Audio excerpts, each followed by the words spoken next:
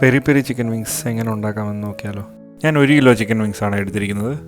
അപ്പോൾ wings coat ചെയ്യാനായിട്ട് 1/2 cup മൈദ, 1/2 table spoon Kashmiri chilli, 1 table spoon garlic powder, 1 table spoon chilli powder, 1 table spoon ഉപ്പ്, 2 table spoon cornflour,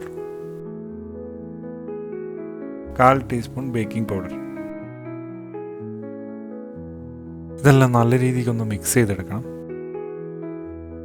കഴുകിയ chicken mix നല്ലോണം drain ചെയ്തെടുക്കണേ. നനവ് കൂടുതലാണെന്നുണ്ടെങ്കിൽ ഒരു kitchen tissue വെച്ചിട്ടൊന്ന് ഉപ്പിയെടുക്കണം. ഈ ഡ്രൈ മിക്സ് ആയത് കാരണം നമുക്ക് നനവ് കുറവ് മതി ചിക്കനിൽ. കോട്ട് ചെയ്ത വിങ്സ് നമുക്കൊരു ട്രേയിലോട്ട് മാറ്റി വെക്കാം.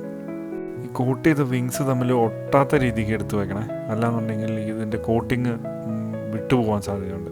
ഇത് നമുക്ക് മിനിമം 1 മണിക്കൂറെങ്കിലും ഫ്രിഡ്ജിൽ വെക്കണേ. കൂടുതലായാലും കുഴപ്പമില്ല. പിന്നെ ഓവർനൈറ്റ് വെക്കുകയാണെന്നുണ്ടെങ്കിൽ കുറച്ചുകൂടെ മസാല ഉപ്പെല്ലാം നല്ലോണം പിടിക്കും. ഇനി നമുക്ക് പെരി പെരി മസാല റെഡിയാക്കാം.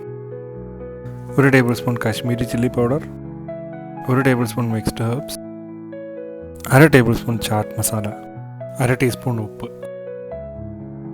മഞ്ഞൾപ്പൊടി 1/4 ടീസ്പൂൺ. ഇനി നമുക്കിത് മിക്സ് ചെയ്തെടുക്കാം. ഗാർലിക് ഫ്ലേവർ ഇഷ്ടമാണെന്നുണ്ടെങ്കിൽ ഒരു 1/4 ടീസ്പൂൺ ഗാർലിക് പൗഡർ കൂടെ ചേർക്കാം. വിങ്സ് ഫ്രൈ ചെയ്യാനായിട്ട് അടി കട്ടിയുള്ള ഏതെങ്കിലും പാത്രം യൂസ് ചെയ്യണേ. അപ്പോൾ നമുക്ക് ഫ്രൈ ചെയ്തെടുക്കാം. വിങ്സ് ഫ്രൈ ചെയ്യുമ്പോൾ ഇതിനകത്ത് ഒരുപാട് എണ്ണ ഇട്ട് ഫ്രൈ ചെയ്യാതിരിക്കാൻ ശ്രദ്ധിക്കണം. പാത്രത്തിൻ്റെ വലുപ്പം അനുസരിച്ച് ഒരു 6-7 എണ്ണം ഇട്ട് ഫ്രൈ ചെയ്യാം.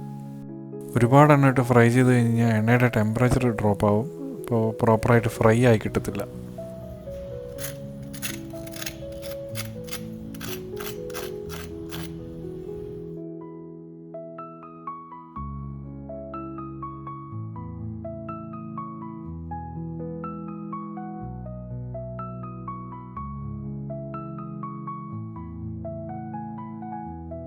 നേരത്തെ റെഡിയാക്കി വെച്ച പെരി പെരി മസാല നല്ലോണം വെതറി കൊടുക്കാം.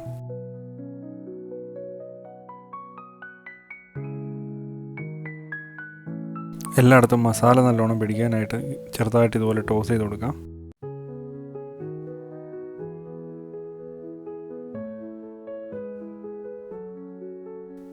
ഇപ്പോൾ പുറത്ത് നല്ല ക്രിസ്പിയും അകത്ത് നല്ല ജ്യൂസി ആയിട്ടുള്ള പെരി പെരി വിങ്സ് റെഡി.